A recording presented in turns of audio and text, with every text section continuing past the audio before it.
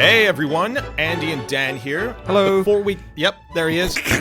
So this week's episode, we just want to let you know, is a live recording. We did this a few weeks back at the London Podcast Festival, and as Anna is away on maternity at the moment, we had a very exciting guest join us, and that was Richard Osman. Yes, Richard is here, partly for the love of the game, but partly because he's also got a new book out. It is the 5th in the Thursday Murder Club series. Now, if you haven't heard of this, I'm amazed, because it is a global, multi-million selling series. It's absolutely fantastic. I have read all 4 previous outings of the Thursday Murder Club. They're all great. I cannot wait to get my teeth stuck into the new one, which is out right now. It has just come out. It is called The Impossible Fortune, and it's going to be terrific. I know it. Yeah, it really is an amazing series. I, like Andy, I've read them all. Really excited for this one. And on top of it, you know, Richard arrives to do our show in the craziest of weeks, because not only is his book coming out, but also the Thursday Murder Club has been converted into a movie. It's on Netflix. It stars Helen Mirren. It's got Pierce Brosnan. It's directed by Chris Columbus of Home Alone and Harry Potter. Spielberg's got his name as an exec. It's an amazing cast and collection of creatives. So if you want to check out the first book in movie form, that's up now. Yeah, but Dan, speaking of all this book stuff, are we going near any Book World events anytime soon? I believe we are, Andy. I believe we are back on stage live, doing something similar to what you are about to hear, except as it's in the future, you can come and be in the audience for it. It's the Cheltenham Literary Festival, and we are going to be doing it live with special guest Rachel Paris. Yes, it's going to be on the 16th of October, 8 p.m, Cheltenham, live. Unplugged. We will be plugged in. There will be electrics. It's going to be so much fun. You can get your ticket right now at nosuchthingasafish.com/live. But hurry, tickets are going like hot books. Hot books? Yep. Just go along with it, mate. All right, well, listen, if you want to see us live, and you'll get a little taster of it now, go to the website, as Andy says, book your tickets, and join us in the room for the recording. So let's hear this one now. It is Richard Osman, with No Such Thing as a Fish. On with the show. Yay!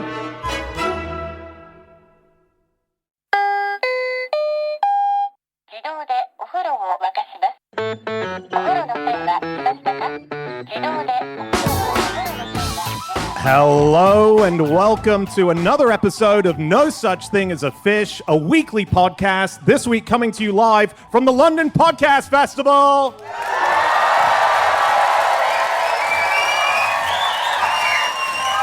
My name is Dan Schreiber. I am sitting here with James Harkin, Andrew Hunter Murray, and Richard Osman. And once again, we have gathered round the microphones with our 4 favorite facts from the last 7 days. And in no particular order, here we go. Starting with fact number 1, and that is Richard. One nominee for Best TV Show at the first Emmys was The Masked Spooner. It was like The Masked Singer, except the celebrity was spooning rather than singing. So that was what year, Richard? 1949. And you've got to guess who's spooning you? Yeah. Which celebrity is spooning you? Yeah. Feels like a format that wouldn't get made these days. Big spoon or little spoon, do we know? Spooning is sort of a misnomer. Nobody was cradling anybody at this stage. Spooning was a mixture of spoken word and crooning. So the Masked Spooner, who is well, we'll get on to who it was, because you had to try and guess who it was, but they never told you. And that's why the Masked Spooner, I think, didn't do quite as well as the Masked Singer, because you'd have a whole episode, and at the end, you wouldn't have Jonathan Ross going, "Is it Bono?" And then you go, "No, it's former Home Secretary Alan Johnson." I could have sworn it was Bono. Next week, I bet it's Bono next week. No, it's someone from Emmerdale. Yeah. So he would essentially turn up at places, and he would sing to people in a mask, and you would constantly be asked who he was, and you would go, "Oh, gosh, I bet it's Alan Ladd," and they go, "No, guess again." "Oh, I don't know any other celebrities from the 1940s. Well, unlucky." But then at the end, they go, "See you next week." Wow. Wow. And that was the Masked Spooner. It won't surprise you to know it didn't win the Emmy. Yes, it did not. Pantomime Quiz won the Emmy that year, I believe. Oh, no, it didn't.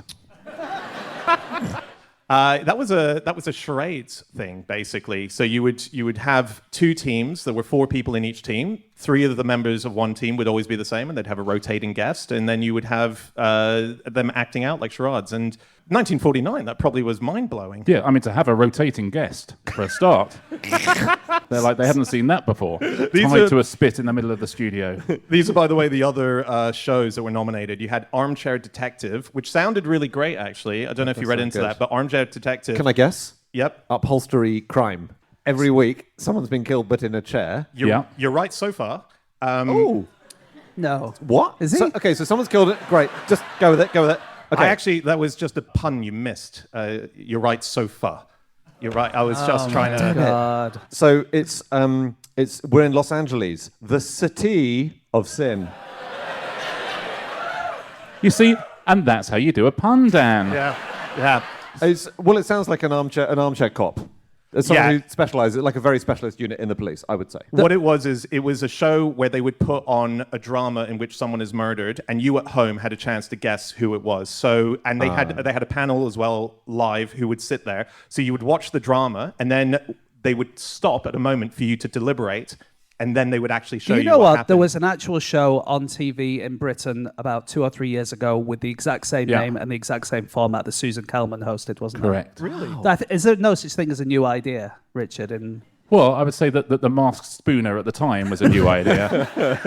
But today, is it like a lot of the new formats are kind of old formats that are... Oh, of course they are. People want something that's a tiny, tiny, tiny bit different to what they've seen before. Right. That's all you want. Like when The Traitors comes out, every single channel goes, I tell you what people would like, something that's a bit like The Traitors, but worse. And that's how TV has always worked. When we did Deal or No Deal, my God, the next 5 years, some of the worst television programs in the history of the world came out, where people just went, oh, people just like random stuff, do they? Okay, we'll do that. And Channel 5 did Heads or Tails, which is a whole week of Justin Lee Collins flipping a coin.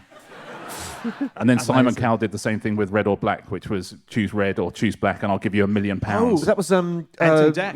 It was Anton Deck. It was £1 million, and still nobody watched. Really? Can you imagine? Wow. I watched a clip of that earlier today while researching this, and I found it compelling. I really like.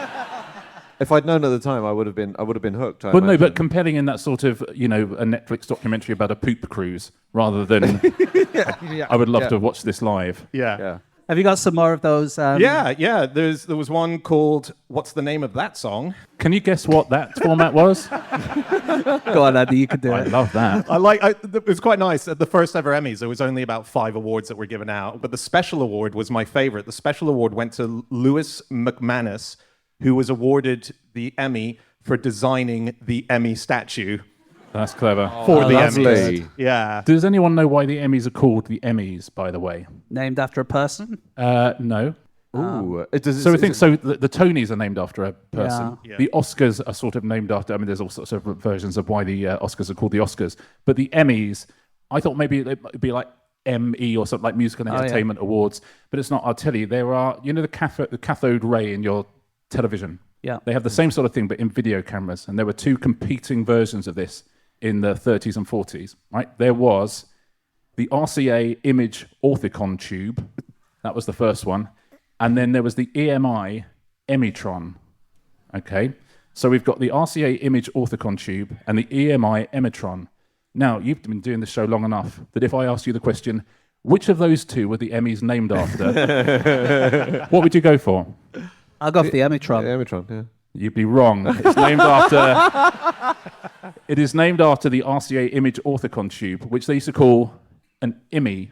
So someone said, we should call these the IMIs because that's the industry we're in. And then God. because the Louis McManus made the statue into a woman, they said, why don't we call it Emmy instead of IMI? So it became the Emmys, Brilliant. but named after the Orthicon tube rather than the Emitron.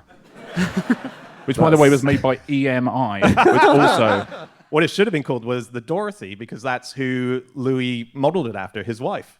Oh, but everyone was always modelling after their wives, weren't they? Yeah. Like all those statues. Yeah. I think the Rolls Royce is a bit racier. Isn't the Rolls Royce a mistress or something? Yes. The silver sprite figure on the front of a Rolls Royce. Yes. Isn't the Statue of Liberty like the face is his mother His mum. and the body is his wife? Or something? Wow. There's something- What? That is a very, very niche fetish, isn't it? Yeah. That's like And you know what? I'm going to make her 200 feet high. yeah. I'm sure we'll move on and talk about more TV formats and things like that. But I have a little quiz for you of spoon-related slang Oh, because we were on the Masked Spooner. the mass spooner. Actual Yeah. spoons. Well, you'll see. So part of the reason that the masked spooner was a bit cheeky was that spooning, to mean cuddling up to someone, was dates from 1887, I think. Yeah, so he knew it was a double entendre. He knew it was a bit cheeky, yeah. And there are all these references. It's also a cricketing term dating back to 1836, meaning a weak stroke. But anyway, it's spooning dates to 1887. Now spoon me. Sterling stretched himself out on the warm flagstone and the boy nestled up against him. I don't know the context. I just know that that's what was happening. Do you know what? That's my favourite of your novels. That is a bit cheap to promote it on the show, but... Okay, to stick one's spoon in the wall. What does that mean? Are they from Urban Dictionary, all of these? Or? Are you sure it's not to stick one spoon in the walls? Because that's an ice cream reference. That's easier. That's much easier. To stick one spoon in the wall? Yeah, to stick one's spoon Is in the it wall. to try and do something that's almost impossible? No, it's very possible. We all do it. Oh, we do? Yeah. Oh, is it like Shawshank Redemption? Oh, yeah. Oh, it's older than that. It's from the 19th century, so it's pre-Shawshank. Okay. Shall I tell you? Yeah, Yes, please. It's to die. Oh. As you're doing on stage right now. Okay. I'm not sure we even want round two. I'm not sure we've earned round Definitely two. do. I mean, good luck topping that. Yeah. I put the strongest one To first. stick... To stick one spoon, I'd love it if a doctor ever said that to you, Mr. Hunter Murray, I'm ever so sorry, we did everything we could, but I'm afraid your mother has stuck her spoon in the wall.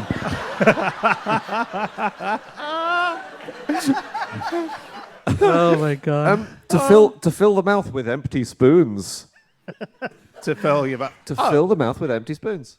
False to promises. waste your time. False promises, wasting your Wasting your time. Lying. lying. It's someone in the audience said it's just being hungry. Weird these didn't catch on. Yeah. Well, a spoon can also be a second-rate coachman, a penis, a shovel, 1/16 of an ounce of heroin, or a newly qualified prison officer. Okay. Yeah. There's lots of times when you could say sticking your spoon in the wall, and depending on which spoon you're talking about, it could mean something very different. True. Very true. Richard, just as someone who's created some of the most defining quizzes of our time. And some of the worst, to be fair. Okay. Where does Andy's What's My Spoon rank on...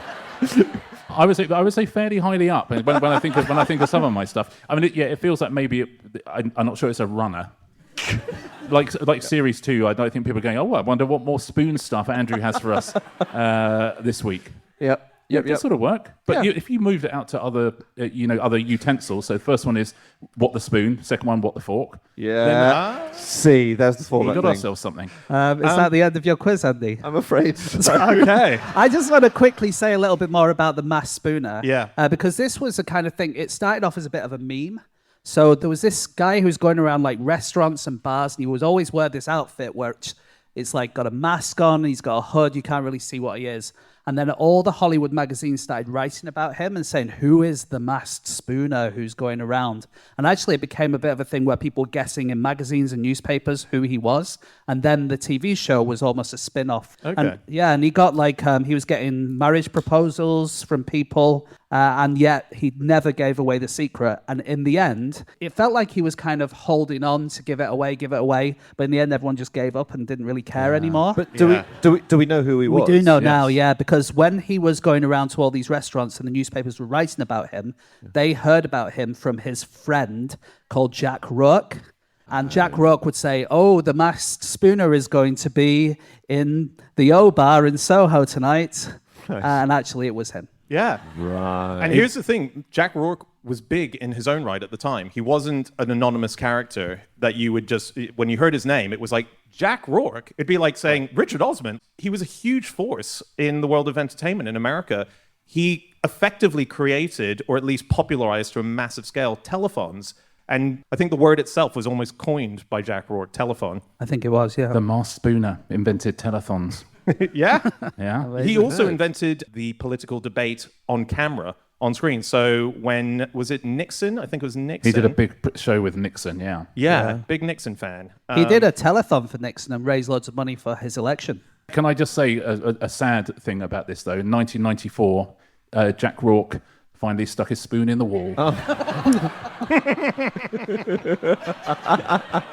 Yeah. It's going to catch on. Isn't it a shame? It's going to catch on. I don't know how else to put it. I was trying to find TV shows where everyone is in a mask, or someone is in Oh, a yeah. mask. Yes. And there was an amazing TV show that you may or may not have heard of. It was called Mr. Personality, right? 2003, American. It's a dating show, and there was one woman called Hayley Arp who was she was wanting to get married, wanting to find love, and there were 20 suitors, guys. And they were trying to, catch her eye and wanting to be picked by her in the show.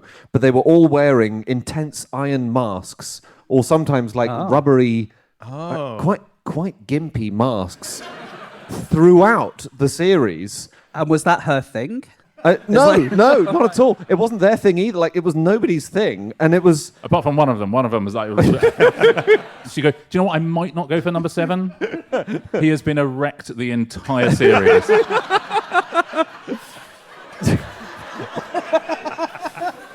It was actually won by a man called Will Dick. Funny you say that, but. And they were only allowed to remove their masks in a pitch black room, and she would feel their faces, and then they put the mask back on. Monica Lewinsky was the host, obviously. No. Wait. I would and frankly, the second worst decision she's ever made was to host this show, and it was an absolute disaster.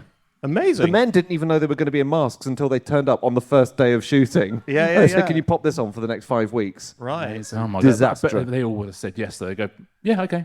That's the thing when people go on telly, especially in like 2003. Anyone would have done anything. Yeah. Yeah. We pretended to send people to space. A show called Space Were Cadets. you part of That that? was your show. I mean, was I part of it? It's a good question. What's your view on it? No, I, with the two of us, we're going, what's the biggest practical joke you could ever pull? Yeah. And we said, I wonder if you could convince people they'd ever been to space. And anytime when we pitched it, they said, yeah, but you're not floating. And you go, yeah, you don't float in space because of the vacuum seal. And they went, okay. And like 2 weeks later, go, is that true? You go, no, but you believed it. Yeah. Okay, it is time for fact number 2, and that is Andy. My fact is, in 1990, most of the red kite birds in England had arrived here by British Airways. So this is about the red kite. This is a beautiful bird, and they're kind of all over the place these days. In the 90s, they were absolutely not. At the worst, I think they got down to like 5 breeding pairs in Wales, and you had to go to central Wales to have even a sniff of a red kite. And they had this project. Mike Piankowski was a guy from the Joint Nature Conservation Committee, and his colleague Colin Galbraith, and lots of colleagues. They knew this bird was declining a bit across Europe, but in England, there hadn't been any for about 400 years. So it was about to put its spoonbill in the wall. Oh, my God. Oh, my God. Andy, lean into it. He's going to get you a TV show You're at the right, end of this. you're right. And they thought, well, maybe we could restore them in England. And they imported maybe a dozen from Navarra in Spain. And they arrived on British Airways. Amazingly, they were flown in the main cabin with paying customers. So as you got on, there was a load of boxes on the seats strapped in. Now, Right. that's a film. That's a film. What? Boxed red kites on a plane? I think something happens, right? It's not. Oh, they're no, in the no, my film is about the conservation effort. It's not, Right. nothing happens. And basically, the population has grown 2,500% since 1995, and it's a massive story. That's And pretty now good. they're like reaching seagull status in lots of the country. I read that they're getting to the point where schools aren't allowing the kids to eat lunch outside because Yes. they're swooping down and trying to steal their Yeah. lunch. Is that right? Yeah. I read that when they did come over, they spread initially along the M40 corridor because there were so many dead animals by the side of the road, and that's what they love to eat. Yeah, they're scavengers, So aren't that's they? a lovely thought, isn't it? And the reason that there weren't so many of them is because they were all killed, basically, right? Yeah. So they like to eat dead things, but if a farmer sees them eating like a dead lamb or something like that, they haven't killed the lamb, but the farmer thinks that they might have done. And so during the Tudor times, there was a thing called the Vermin Act of 1566, and that said that if you killed a red kite and you could prove it, you get some cash.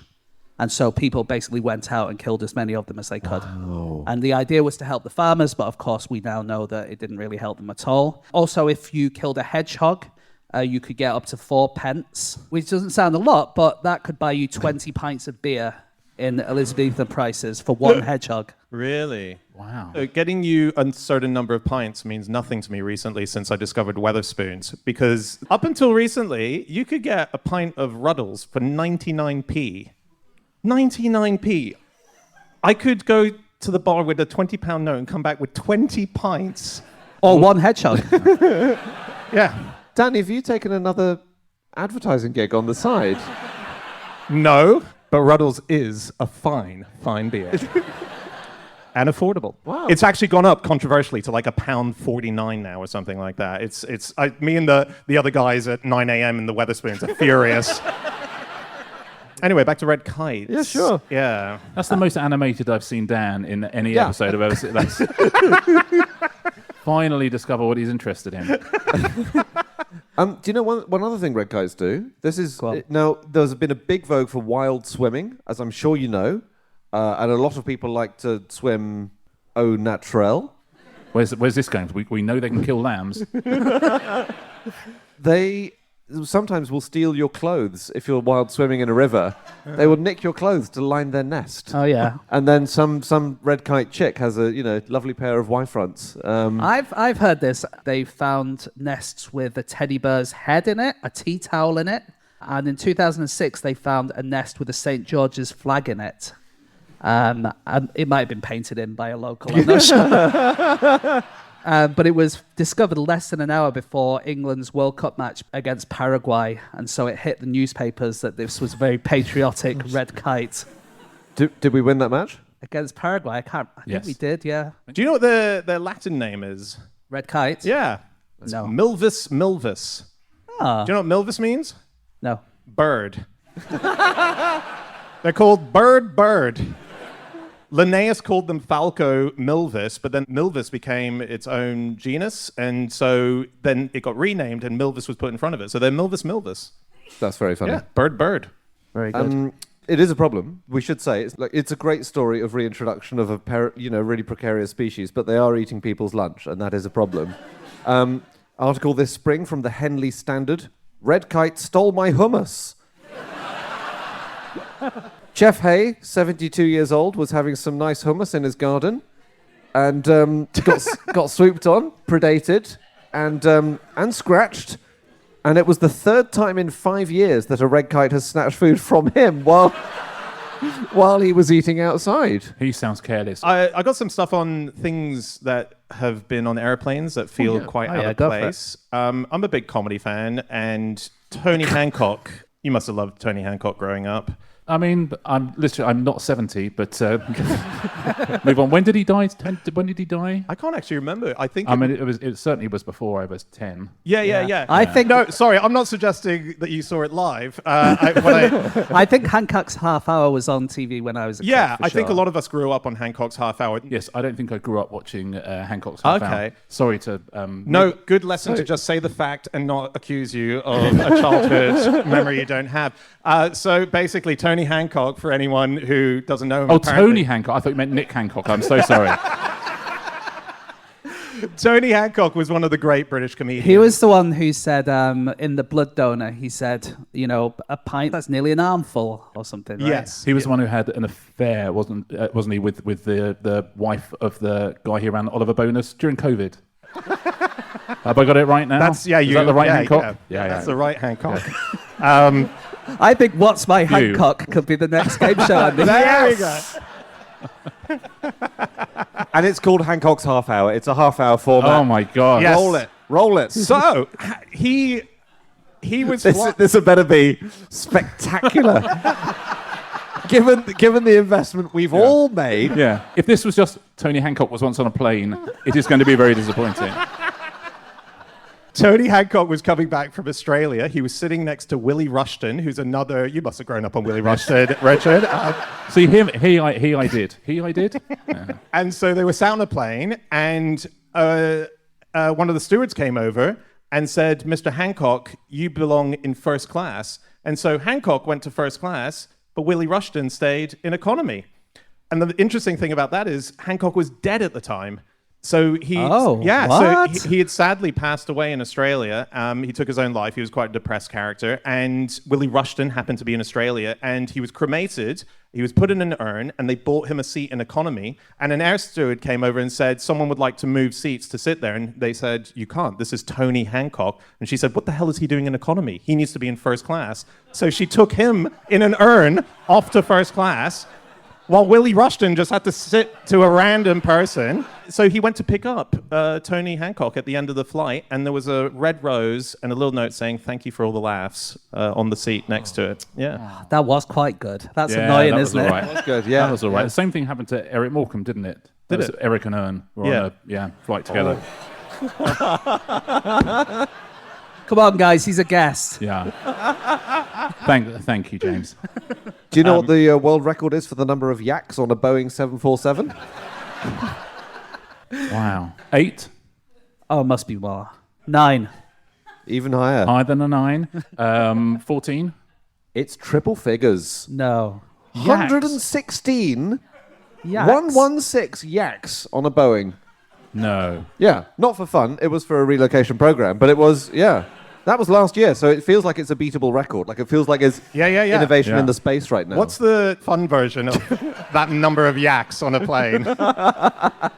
Well, I'm scripting something. I don't want to talk about it, but I Did they go in the seats? yep.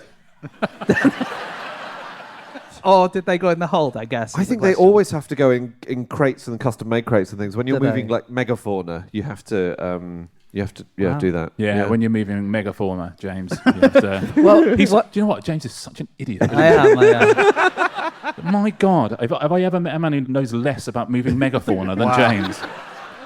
Can I tell you something, just to change the subject, about moving megafauna? So there's a company called Cargo Lux. It's a Luxembourgeois company, and they have the tagline, you name it, we fly it. And they fly, if you need a big animal moving from one place to another, these are the guys you go to. And a couple of years ago, they moved a beluga whale from China to Iceland. Okay. For fun or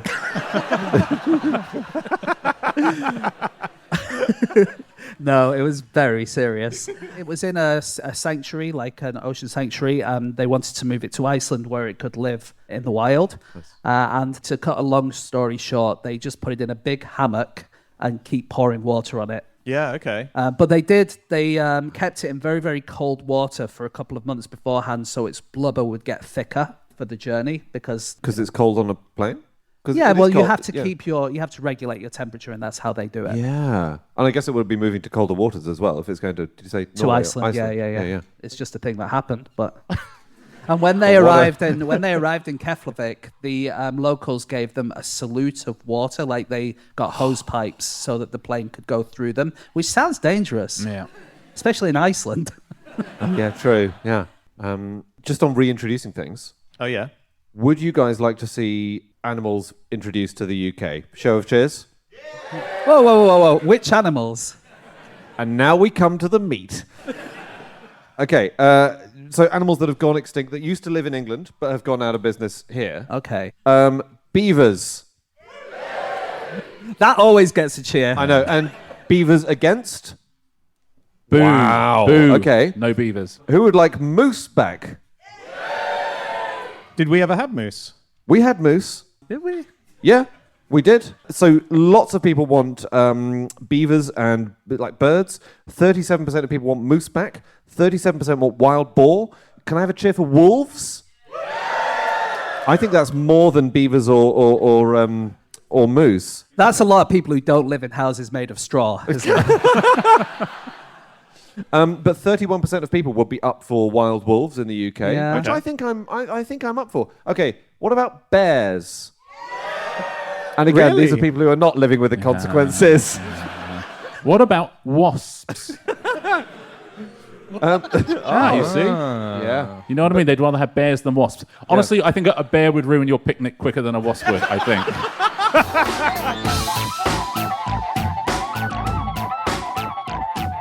Okay, it is time for fact number 3, and that is James. Okay, my fact this week is that this year at Poundland, if you had £1, you could buy a tin of pilchards, a water pistol, or all 825 UK Poundland stores? That's, yeah. So, yeah. I mean, you wouldn't be able to go in with your quid and say, can I have them? There has to be some lawyers involved and stuff. yeah. But the fact is that Poundland was sold this year for £1. Wow. Plus 10p for the bag. And this is the thing, like it's a thing in UK law. If you want to buy a company, and let's say they have loads and loads of debts, so they're not really worth very much, but you want to buy the brand or whatever, in theory, you'd think you could just pay nothing for that because, you know, you're taking on debt. But in that actual fact, you have to swap something between you in order for it to make a contract.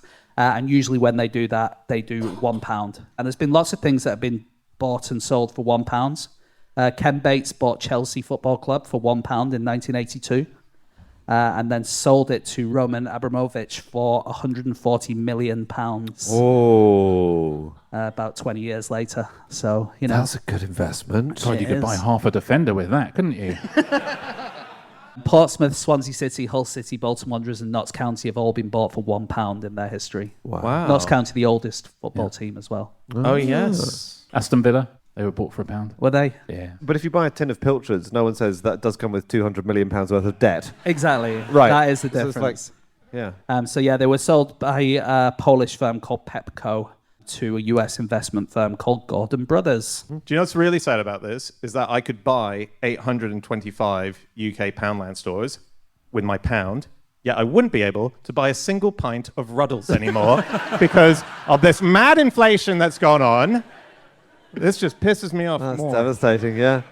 Poundland is very interesting. The idea of setting up a shop where everything was £1, and it did have to buckle because things did go up. So obviously things were more than £1. But just the very idea of setting up a shop and going everything is £1 is a pretty remarkable thing. Yeah, it's Because very a lot of things are £1.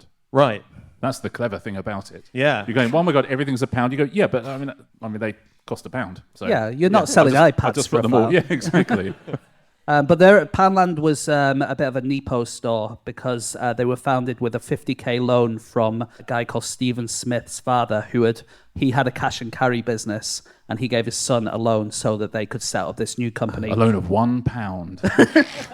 But in fairness, the whole family had come from a market stall background. And the business idea for Poundland came because on their market stall, they had a box where everything was 10p. And people would just go in and grab something and put their 10p in a thing. They thought we could make this a big thing. And actually, I think in the UK, there's quite a lot of companies, especially supermarkets, that began in the markets, didn't they? Tesco's, Morrison's, and Marks and Spencer's were all originally market stalls. Right. There's a Poundland Museum No. as well. There's a Poundland Museum, and even better than that, you can buy it if you want. You can buy it for $4.25 million. So Keith Smith, who set up Poundland with his son, he went off to the Algarve after Steve Smith was building this thing, and he and his wife came back to England and bought a house. I've got the name of it. Ludstone Hall. Ludstone Hall. And in Ludstone Hall, it has the Poundland Museum in one of the barns there. And it's on Rightmove right now. If you look at Claverley in Shropshire, you can take a look at Ludstone Hall. Wow, and that there isn't sounds actually a shot of the Poundland Museum.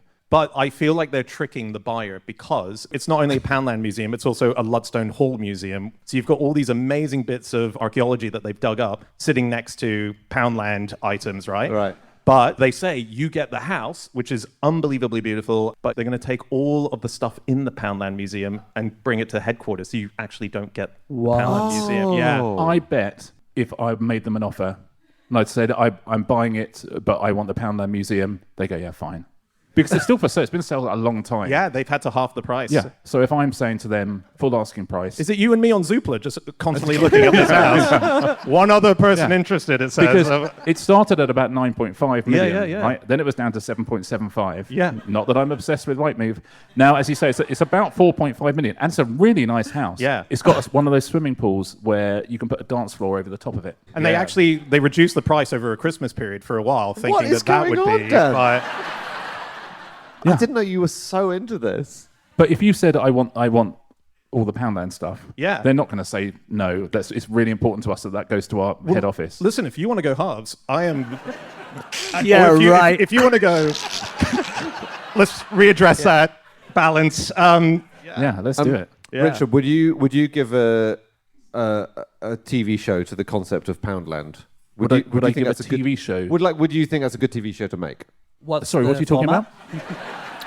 I've got a format called Pound Shop Wars, which is all about rivalry between different kinds of pound shops. Okay, that's different to what you said when you walked in the room, which was, would you like a game show? And it's about Poundland. Sorry, because there was a real TV show called Pound Shop Wars. Wow. Okay. And it sounds quite fun. So I'm just going to give you a few episode pitches and see what you think of them, Richard. Episode So someone's 1. already made this? Yeah. So I might not buy it from you, but go on. When Poundland reduces its prices, Pound World retaliates by launching the £1 bra.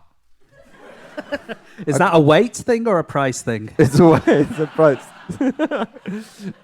Rival stores compete for the crown of best Halloween pound shop in South Wales. No, I genuinely I would watch that. Okay, If I watched the first 2 minutes of that. Was it on Channel 5? I think I even saw it. Oh, I'm not sure. I don't know Almost which certainly channel with it was. John Thompson doing the voiceover. Okay. It does sound good. Did they have any stuff about the 99p stores? No, absolutely not. No, really? I love sure it. they It tells you everything you ever need to know about economics. You do not need to go to university. You need to know that whenever a 99p store opens next to a pound store, it takes a lot of their business. Right. Yeah. Poundland even bought the 99p stores for £55 million in 2015. But then there was also, when the 99p stores came out, then you started getting 97p stores. And in Barking in Essex, there was the 99p store, and then on the same street opened a 97p store, which had an introductory 95p sale. That is good. That's really good. Economics 101.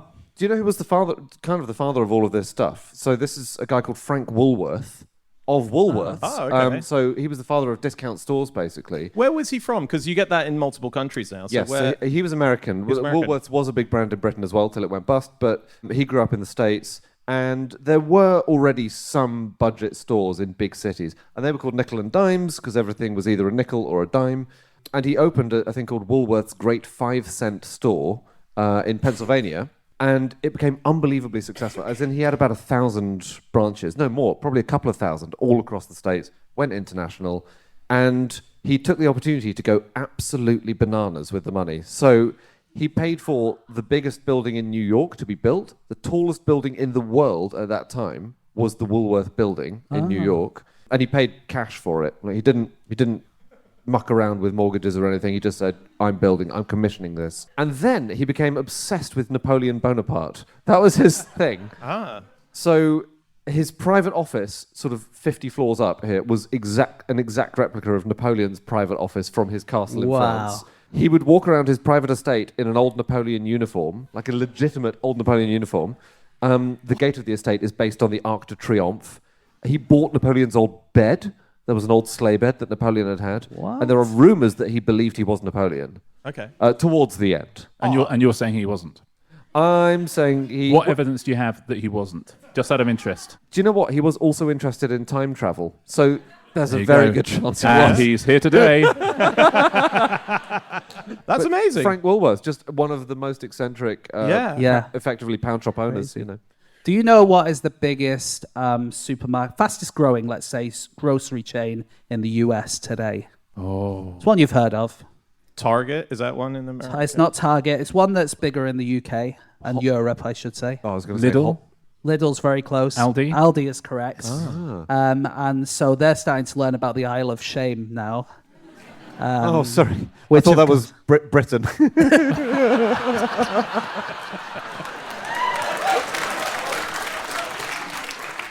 For anyone who doesn't know the Isle of Shame, this is the middle aisle of Aldi where they just put some absolutely crazy things in there. Basically, they do something called overstock, where if a company has a lot of ironing boards that they're trying to get rid of, then Aldi will buy them all for really cheap and then sell them in their shops.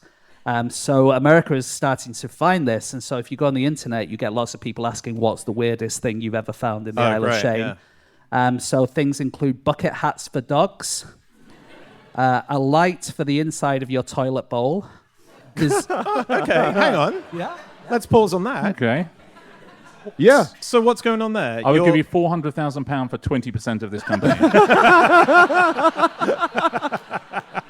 If you want to go to the toilet in the night, I think that's a brilliant idea. you might need something to aim at. Like runway lights in an air. Exactly. Presumably airports Yeah, didn't 'cause used to have those. Then I can get rid of the guy with the ping pong bats in my toilet.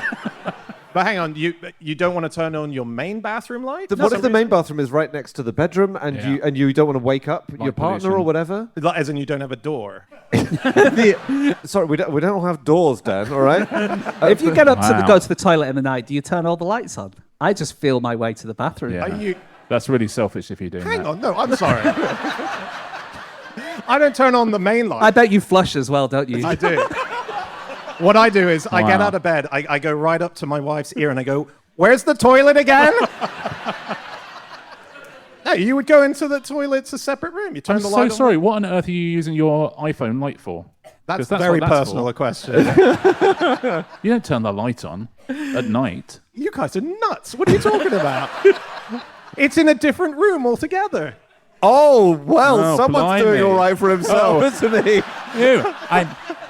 I'm just going to the West Wing to have a wee. Fucking hell. Some of us are still on the old Jeez. trusty ceramic bowl under the Yeah. bed.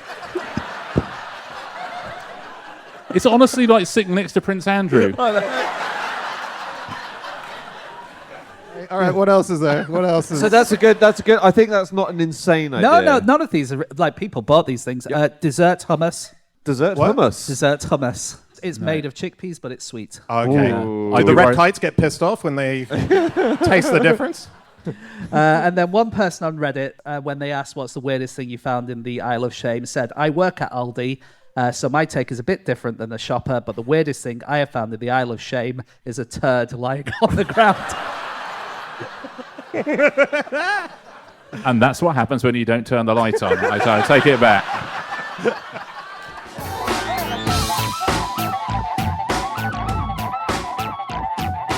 It is time for our final fact of the show, and that is my fact.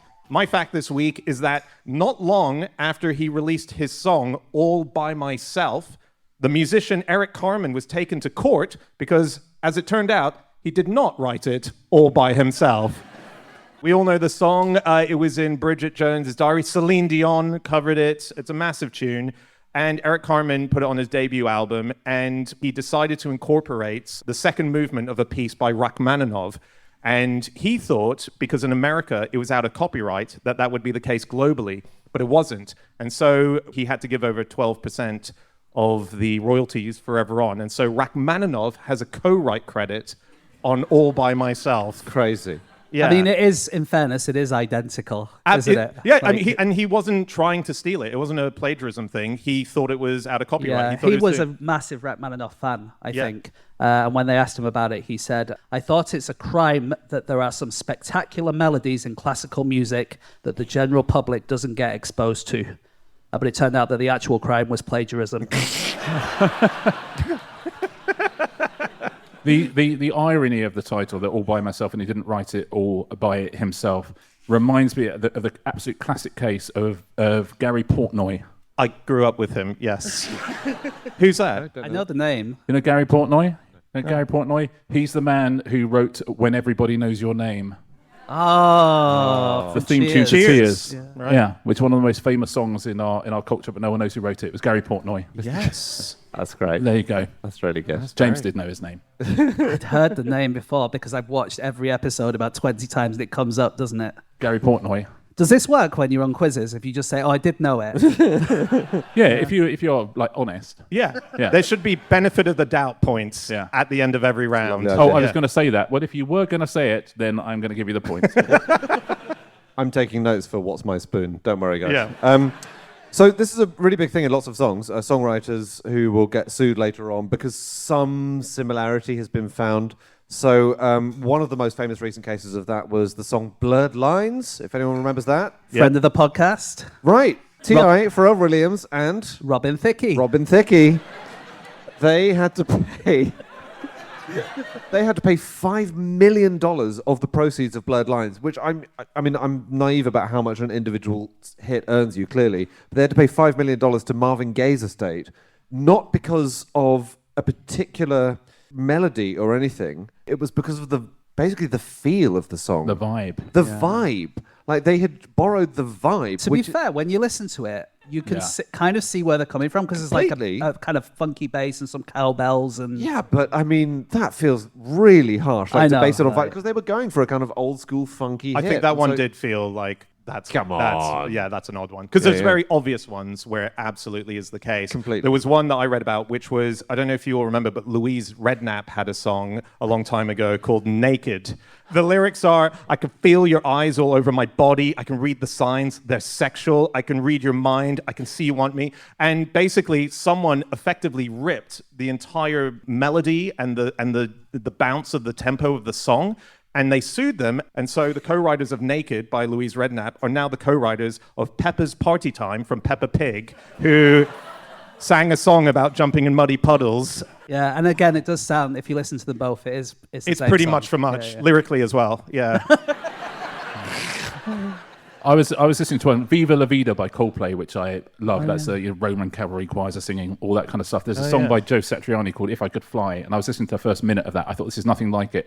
And then it gets to a bit, you go, oh, that is exactly like that song. So, but that's called If I Could Fly. Can I do a very brief sidebar? Yeah. Because instead of putting in If I Could Fly, I put in I Wish I Could Fly, which is the Keith Harrison Orville song, yeah. if anyone remembers that, which is I Wish I Could Fly right up to the sky, Yeah. but I can't. Keith says, you can. It's called Orville's Song. And so I Googled Orville's song. I originally wrote Orville's Dong, but fortunately it said, do you mean Orville's song? But so a lot of people know the first verse of Orville's song. The second verse, I think, might be the bleakest thing ever written in any medium ever. So the first verse is you sort of roughly know where you're going. I wish I could fly right up to the sky, but I can't. Keith, you can. Orville, I can't. I wish I could see what folks see in me, but I can't. Keith, you can. Orville, I can't. Second verse. So Orville, I wish that I had a mum and a dad, but I don't. Keith, you don't. Orville, I don't. And here we go. Back to Orville. I'd like to pretend my sadness will end, but it won't. Keith, it will. Orville, it won't. And that was number 4. That was like a big hit. Wow. I mean, Wow. that's quite something, isn't it? That is quite something. Yeah, I'd like to pretend that my sadness will end. I mean, that's like Iris Murdoch. Good Lord. It's the only people who've ever been allowed to confer on Pointless Celebrities. Keith Harris and Orville. Very nice. They came on together. We were like, yeah, fine, this is fine. None of us saw a problem with that. How did they do? They did great, actually, because they were up against Tommy Cannon and Bobby Ball, who scored 600 points in the first round, which to this day is a Pointless Celebrities record. Wow. Taylor Swift, Oh, Yes. yeah. singer. So she has a song called Look What You Made Me Do, which Oh, is yeah. a great song. It's an absolute banger. But it has a single cadence, which was pretty much the same as one used in Right Said Fred's I'm Too Sexy, which was a really bad hit. Like, it was great. I'm but it Too was, Sexy? I I'm Too know, Sexy? but- Come on, mate. okay, all right. I mean, it's no deeply dippy, but it's not bad.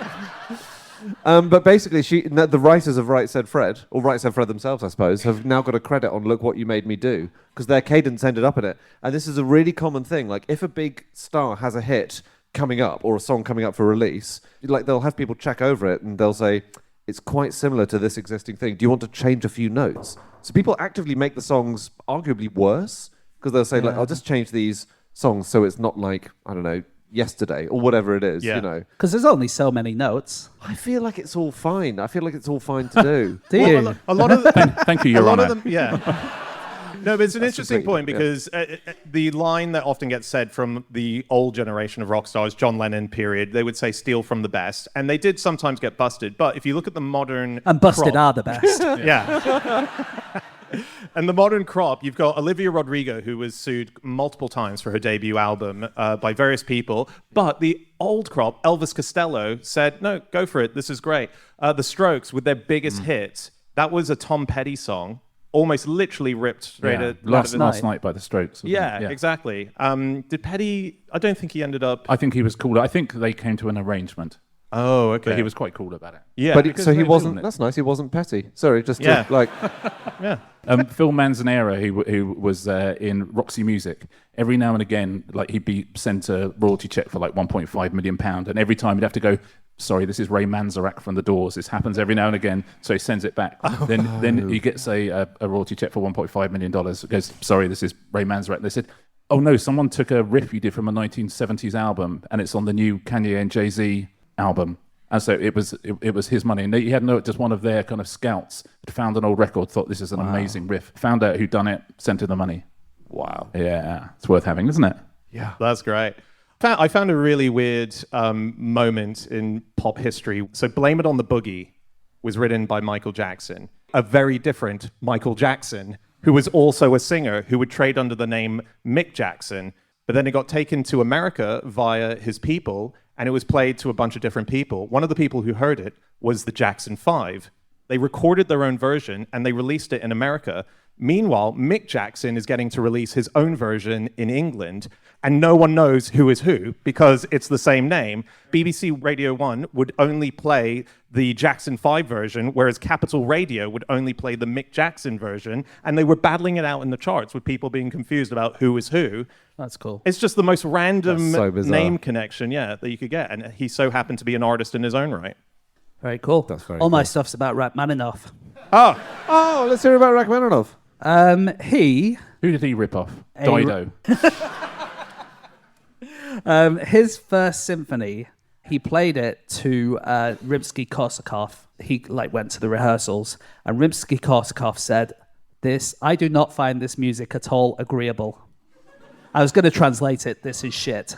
But it was basically, that's what he said. Wow. Rachmaninoff suddenly thought, oh my God, this isn't very good. But he couldn't call it off. So he spent the whole of the first symphony hiding in a staircase backstage. Yeah, Wow. but then... Was it a success? Oh, no. No. Oh. It happened once. The one reviewer wrote that if the devil had written a symphony based on the 10 plagues of Egypt and it was like Mr. Rachmaninoff's, then he would have fulfilled his task brilliantly and would delight the inhabitants of hell. 3 stars. And Rachmaninoff refused to let anyone perform it again in his lifetime. And when he left Russia, because he fled Russia and went to America afterwards, and when he did that, he left his manuscript behind. He just didn't want anything to do with it. Right. Boy. Yeah. Was that the one that was used in All By Myself? No, different one. No. Okay. The one that All By Myself is his second symphony, which is an absolute classic and which is regularly voted on Classic FM, our favourite symphony. But is that because most people listening are going, oh, that's the Celine Dion song? Generally, it is. I think Right. it is, yeah. Rachmaninoff, massive hands. Is that so? Yes. He Yeah. can go 12 notes or something. He could do 12 notes, but he could play a 5-note chord with 12. So it's not just reaching. He Yeah. could also play. He could play. No chord. Yeah. He could play the first one, and then the second one is 12 notes away, and he could also play the 3 in between.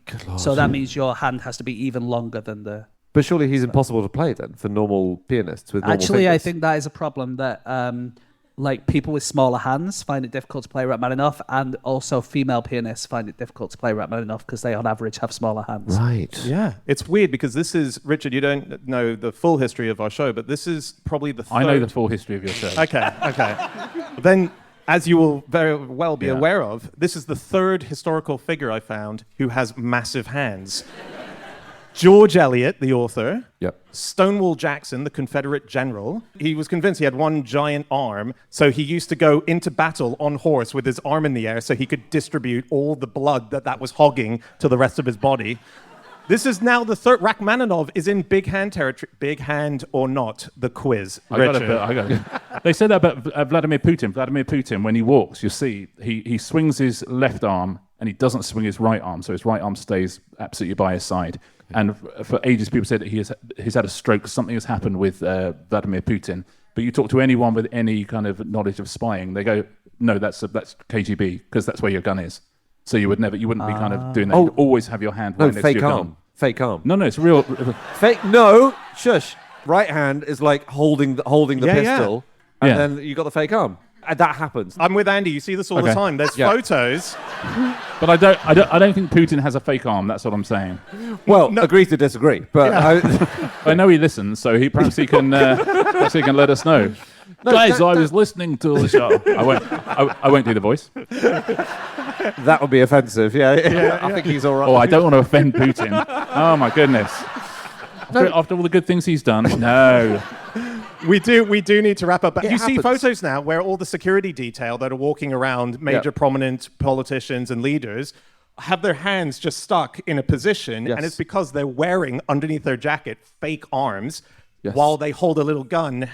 This is hidden with a real one. genuinely true. And it brings us back to Keith Harris with What? Orville. He He's had a got fake- arm. Yeah, of course he did, because he's got one hand that's up Orville's. But you know Orville wasn't real, right? Right. Yeah. You know it was Keith who wasn't able to pretend that his Sanders was going to end. You know that, don't you? Are you saying that he was holding a gun inside? Was At all times. was Orville working under duress? Yeah, that's was what- he? that's- Yeah, I'll go on pointless with you. Absolutely. Yeah. Yeah, I wish I could fly right up to the sky. You fucking will in a minute, mate.